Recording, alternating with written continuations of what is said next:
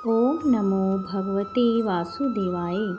आदरणीय श्रोताओं, वैशाख मास महत्तम की कथा के अंतर्गत 11वें अध्याय में आपने सुना वैशाख मास के कर्तव्य धर्म प्रख्यात क्यों नहीं है। राजा ऋषिकेश और यमराज के मध्य युद्ध और अंत में यमराज की पराजय। इसके बाद यमराज कुशकेतु के समक्ष अपने मन की व्यथा सुनाते हुए कहते हैं। 12वां अध्याय। यम बोला, हे शंभो ब्राह्मण, मेरी बात सुनो। मेरा लोप हो गया है। मैं मरने से भी अपने पद के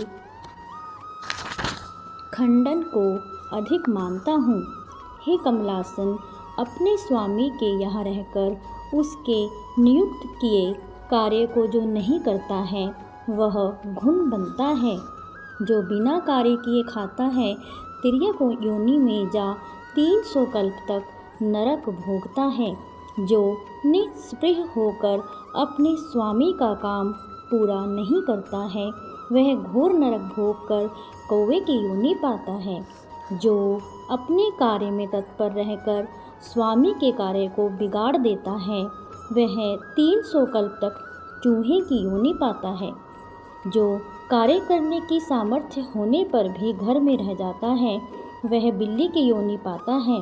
सो हे देव, मैं आपकी आज्ञा के अनुसार प्रजा के धर्मों का साधन करता हूँ और उनके कर्मानुसार पुण्य और पाप कर्म को धर्मशास्त्र के जानने वाले मुनियों द्वारा भली भांति विचार कर कल्प के आदि वर्तमान में जो यातना होती है वह मैं देता हूँ। हे प्रभु, अब मैं आपके नियोग को करने में समर्थ नहीं हूँ, क्योंकि कीर्तिमान राजा ने पृथ्वी से आपका नियोग उखाड़ दिया है। इस राजा के भय से समुद्र पर्यंत सब पृथ्वी के मनुष्य वैशाख के कर्तव्य धर्मों का पालन करते हैं। प्रजा ने सब पितृश्वरों की पूजा, अग्निष्टोमादि यज्ञ, तीर्थ यज्ञादि सब शुभ कर्म, सांख्य योग, प्राणायाम करना, होम और स्वाध्याय का नाम लेना तक छोड़ दिया है।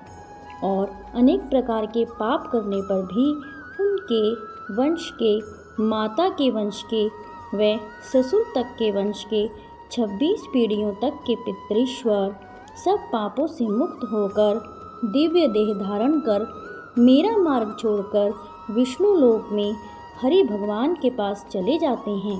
अतः अब इस काम पर मुझको रखने की आवश्यकता नहीं है। यह आपका दिया हुआ दंड और पट आपके चरणों में रखा है।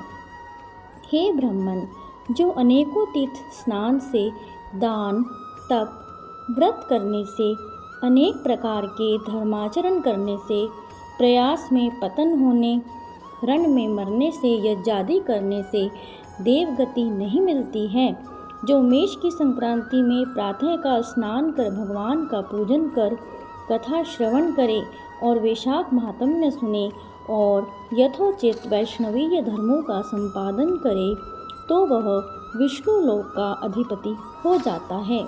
राजा की आज्ञा से वैशाख के कर्मों को कर सभी मनुष्य वैकुंठ को चले जाते हैं। यह राजा मेरा तथा आपका परम शत्रु है। हे जगतपते, इस राजा का निग्रह करना उचित है। यदि हम इसकी उपेक्षा कर देंगे तो केवल विष्णु भगवान के चरणों का आश्रय लेकर वह राजा इस संपूर्ण लोक को वैकुंठ में ले जाएगा, इसमें संदेह नहीं है।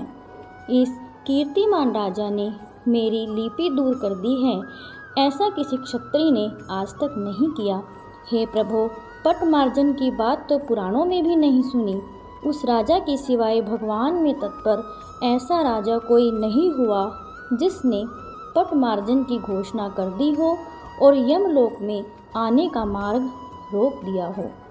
ओम नमो भगवते वासुदेवाय। ओम नमो भगवते वासुदेवाय। ओम नमो भगवते वासुदेवाय।